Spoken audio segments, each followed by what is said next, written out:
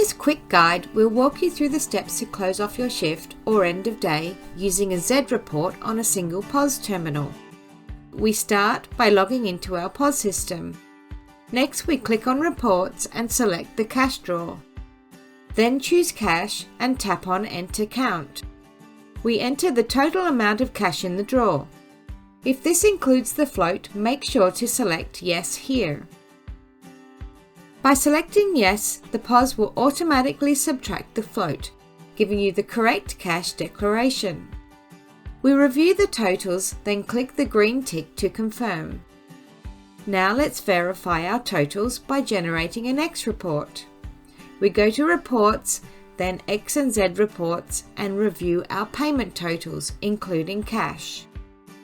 If there's a variance, it will be shown here, and we may need to recount the cash to verify the total. If a correction is needed, we go back to Reports, select Cash Drawer, then press the minus button. We add the previously declared amount to bring it back to zero and click the green tick to save.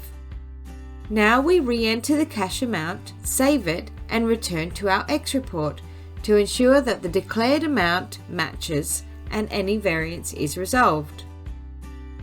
Once everything matches up, we finalize our Z reports and print it. Now our shift or day is successfully closed off.